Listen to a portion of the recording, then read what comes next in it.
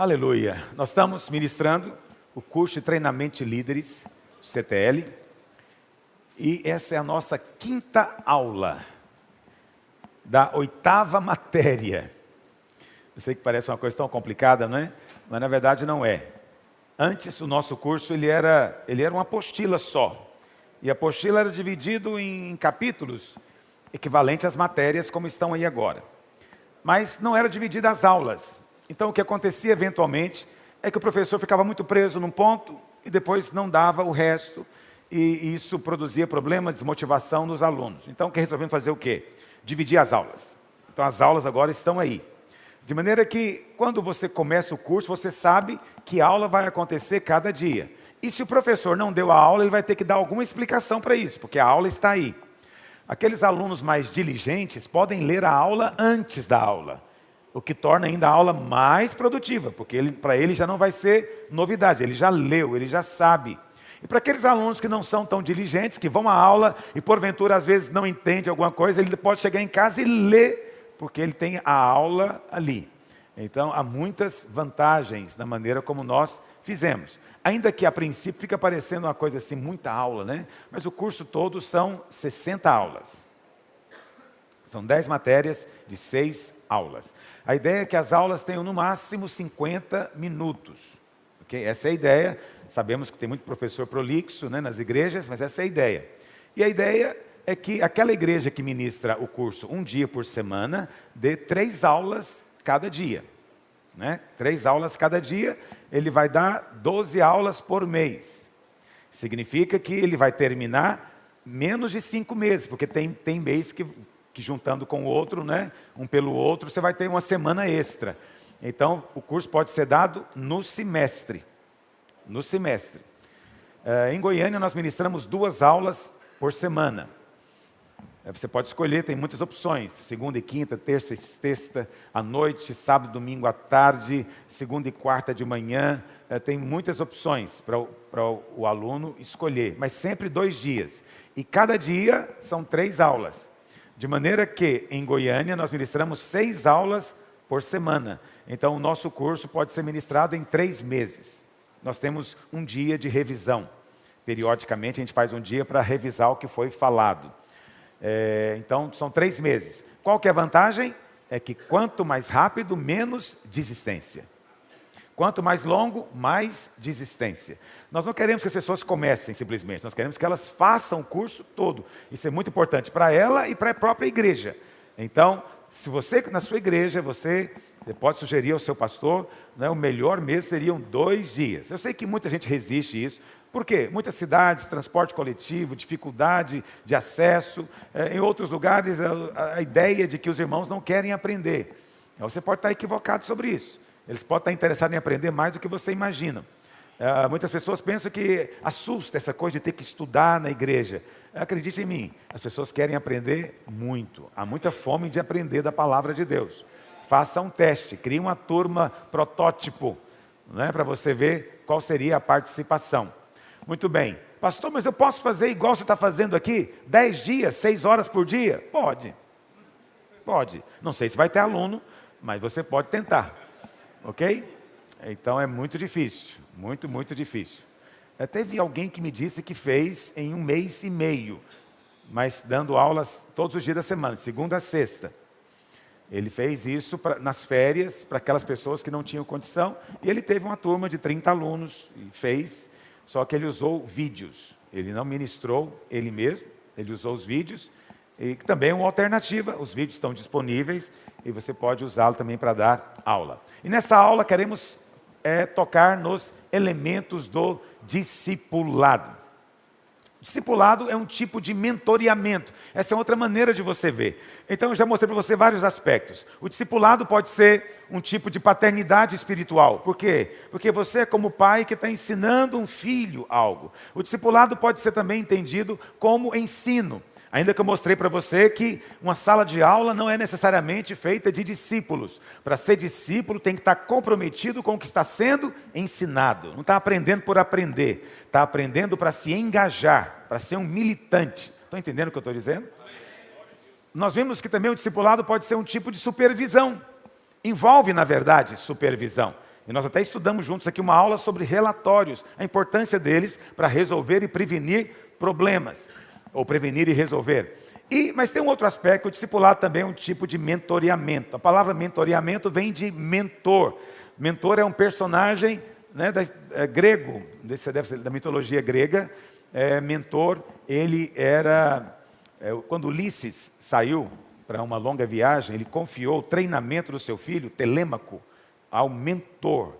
E porque ele era então conselheiro, então aí a palavra mentor virou a raiz agora de mentoreamento. É só uma curiosidade, talvez você queira saber.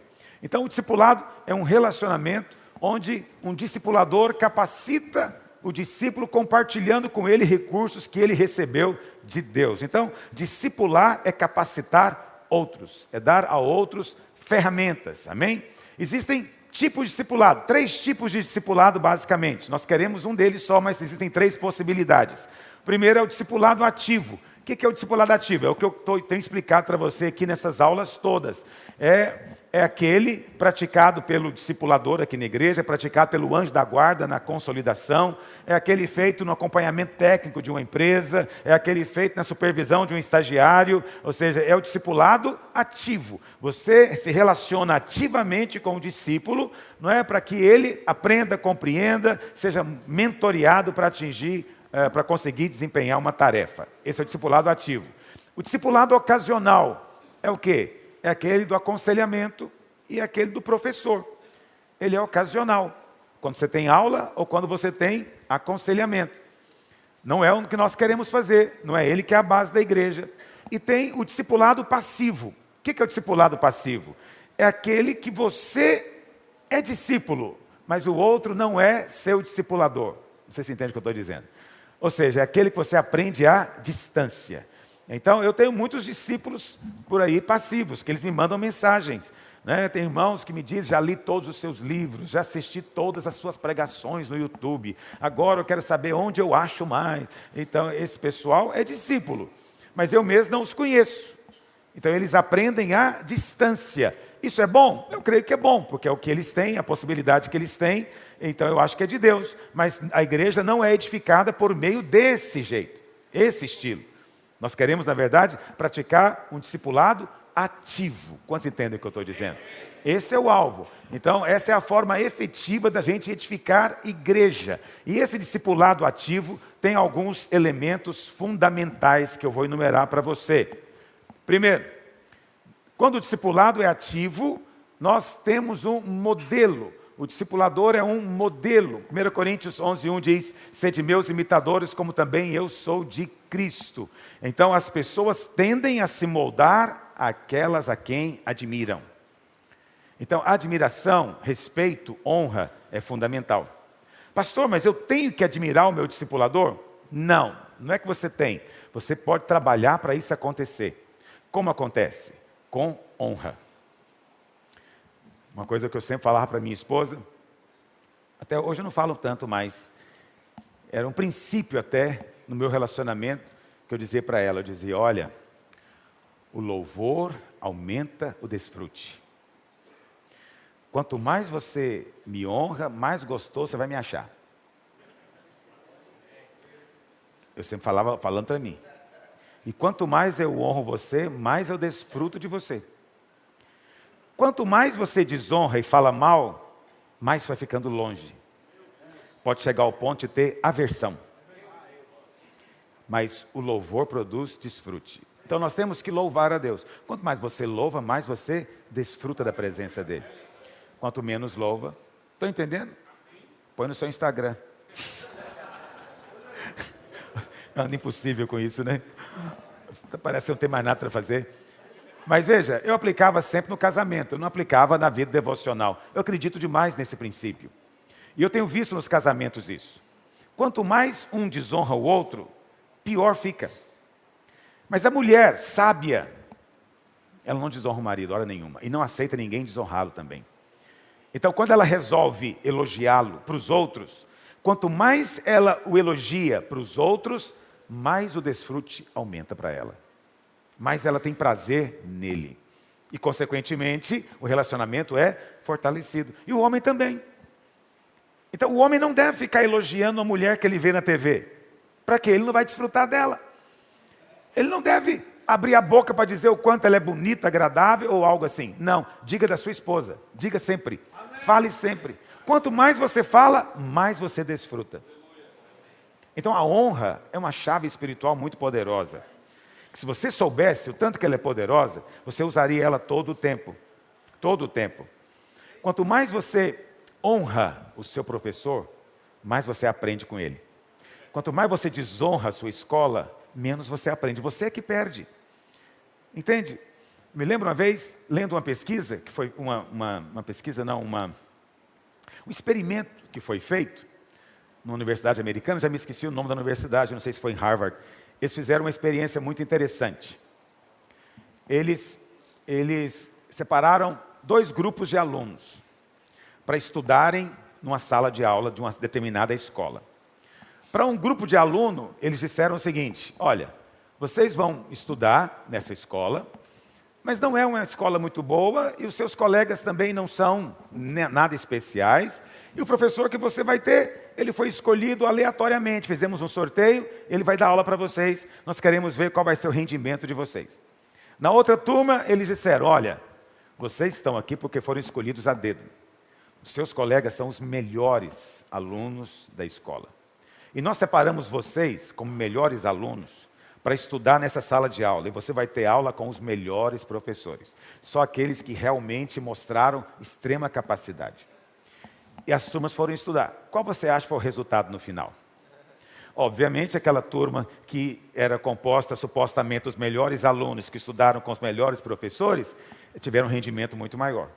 Eles perguntaram para os alunos por que eles achavam que tinha tido aquela diferença. Aí, evidentemente, aqueles que saíram melhor disseram: mas é claro que essa seria melhor, porque aqui estão os melhores alunos com os melhores professores. Eles disseram: pois então nós queremos contar a verdade para vocês. Vocês não são os melhores alunos e os professores não são os melhores professores. Foi tudo escolhido aleatoriamente. O que na verdade fez a diferença? Atitude. Eles chegaram na aula respeitando o colega e respeitando o professor. E eles iam estudar sentindo um certo orgulho, dizendo: eu faço parte de uma turma de vencedores. E eu fui escolhido para estar lá. Isso mudou toda a história. Preste atenção. Se um aluno brasileiro fosse para a escola dele dizendo isso, ele melhoraria a performance dele. Porque é um engano você pensar que a escola pública não é capaz de treinar um aluno. É sim. Ela só não consegue fazer mais porque a mídia enche a cabeça do aluno dizendo: a sua escola não presta, sua escola é a pior do mundo. Segundo uma pesquisa feita entre 55 países, o Brasil é 53, parece. Todo ano. Você já viu isso na mídia? Isso é extremamente divulgado. Então, o aluno vai para a aula pensando o quê? Eu estou indo para a pior escola do planeta.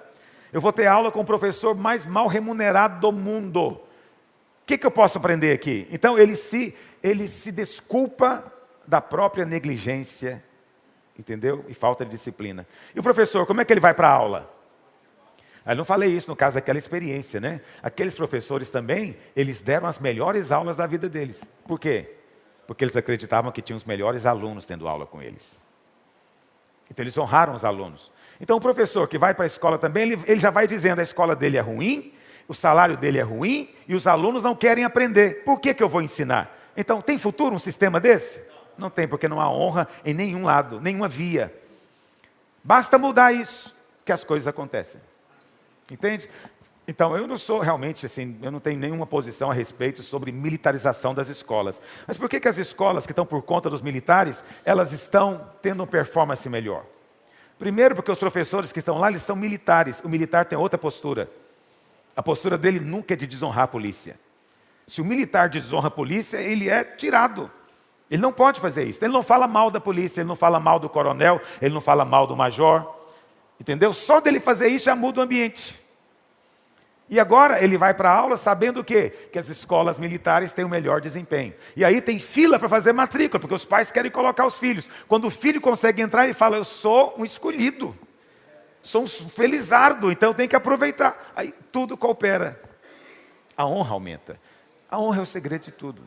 Quando o membro vai para a igreja, achando que ele vai participar de um culto excepcional, que a palavra vai ser excepcional, ele vai com uma atitude.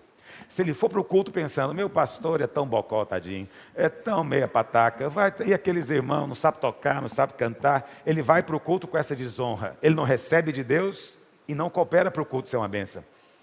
Quantos estão entendendo o que eu estou dizendo?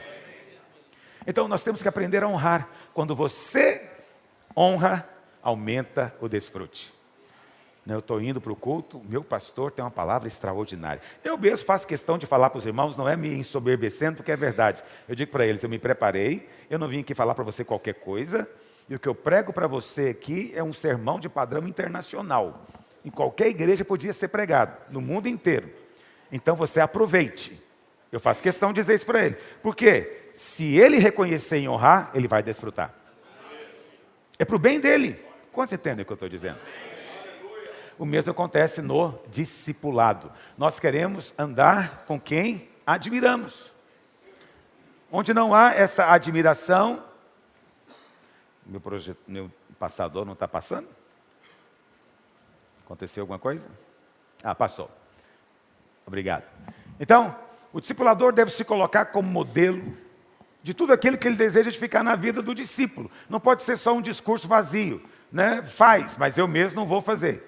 Você tem que fazer, mas eu não faço. Não existe isso. Se eu mando orar, eu oro. Se eu mando ler, eu leio. Se eu mando jejuar, eu também estou jejuando.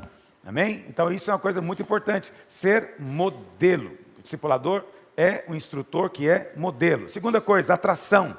Pessoas tentam viver de acordo com a expectativa daqueles a quem elas admiram. Sabia disso? Uma coisa horrível. O que é muito horrível numa família? É quando os filhos perdem respeito pelos pais. Qual que é a coisa horrível a respeito de perder o respeito? É que eles já não têm expectativa de agradá-los. Entende? Quando um filho não se importa se está agradando ou não o pai, a vida dele está por um fio. Se os pais soubessem disso, como é sério isso? O que garante o futuro do filho é ele ter no coração o desejo de o pai ter orgulho dele. Isso é poderoso na vida do filho. Meu pai, o elogio do meu pai, o reconhecimento do meu pai. Mas se chega ao ponto do menino, por alguma razão, porque o pai é alcoolizado, porque bate na mãe, ou porque sei lá qual razão seja, ele perde o respeito, esse menino está correndo o risco de ser como o pai. Onde não há essa expectativa, é algo muito ruim. Então, no discipulado tem que ter essa atração santa.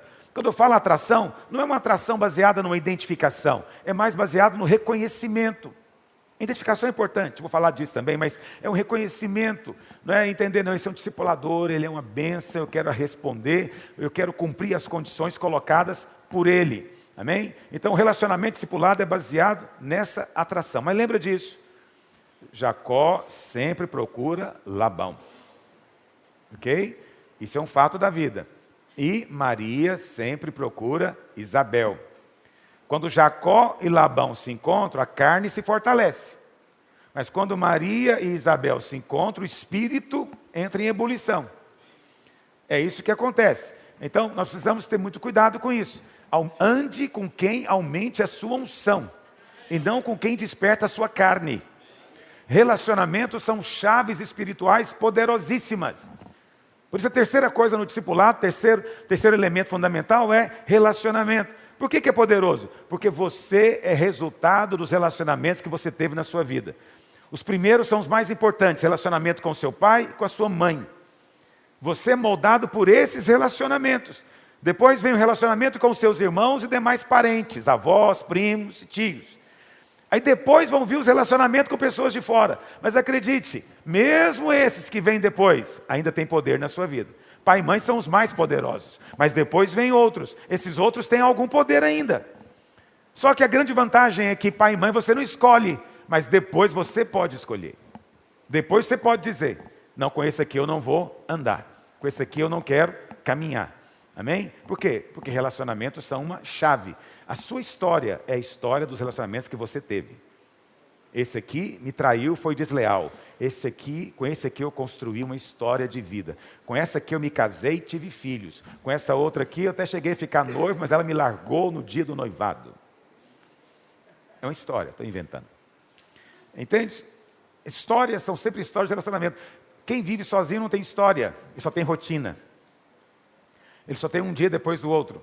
A sua história só é feita quando você sai do isolamento, sai da sua independência e resolve viver a vida do corpo. Aí você vai se relacionar. Esses relacionamentos vão afetar a sua vida. Então, vou dizer para você, muito importante, a sua vida espiritual depende de quem está perto de você. Escolha com cuidado quem tem acesso a você. Porque tem gente que vai despertar força em você, tem gente que vai despertar fraqueza. O tipo de experiência que você vai ter com Deus depende de quem está perto de você. Tem gente que perto de você, ele te estimula a orar e a buscar. Outros questionam a sua experiência. Outros riem, te inibem. Entende? Muito ruim quando você está tendo um momento, isso é muito comum com adolescentes, né? Você vai numa reunião, você é cheio do Espírito, começa a falar em línguas, aí quando você sai lá fora, o seu grupinho de amigo adolescente está fazendo o quê? Está imitando você. Mas alguém está nessa agora, virou peteca? Você estava lá falando em língua, lá. Entendeu? Quer dizer, não ande com essa pessoa. Ele está diminuindo a sua experiência com Deus. Ele está destruindo algo na sua vida. Tão simples. Faça com outros. Outros que se alegram com a sua experiência e dizem, nós vimos o que você recebeu de Deus. Nós estamos tão alegres. Como é que foi? Conta pra gente. Esses vão te fazer crescer em Deus. Cuidado com quem, em vez de te pôr temor no coração, faz com que as coisas pareçam normais. As coisas não são todas normais. Pecado é pecado. Se você tem amigos que faz o pecado parecer coisa normal, não ande com ele. Ele vai afetar você. Vai afetar você. Ande com quem coloque temor no seu coração. Ande com gente que tem vida santa. Se você andar com gente santa, você vai tender para a santidade. Mas se você anda com gente carnal, você vai tender para a carnalidade. Você não está condenado a coisa alguma. Você pode ainda dizer não, mas é muito difícil dizer não num grupo onde todo mundo está indo para o buraco. É muito difícil. O próprio grupo vai te excluir. As pessoas perto de você vão alimentar força ou fraqueza em você. Sempre é assim. Elas vão alimentar força se elas te falarem a palavra, se elas te compartilharem fé. Mas elas alimentam fraqueza quando elas são naturais. Estão sempre lembrando sua debilidade natural. Entende? Então você precisa definir o grupo com quem você quer andar. Por isso é tão precioso você estar participando de um grupo de discipulado. Porque ali tem gente que está querendo Deus. E aí você também vai do mesmo jeito. Talvez até hoje você nunca foi uma pessoa tão piedosa, tão preocupada assim com as coisas espirituais. Mas se você entra num grupo desse, você muda. Você muda a sua postura. Entende? Você quer se adequar ao grupo. Novos relacionamentos. Isso é tão precioso. Lembra que eu já te falei, quando o diabo quer destruir alguém, ele isola essa pessoa. O isolamento é a primeira estratégia. Se ele não consegue isolar, ele vai tentar colocar pessoas erradas perto de você. Entende? Por isso a vida do corpo é tão importante. Né? Andar, ter comunhão com as pessoas certas. Por quê? Lembra disso? Não existe relacionamento neutro. Não há relacionamento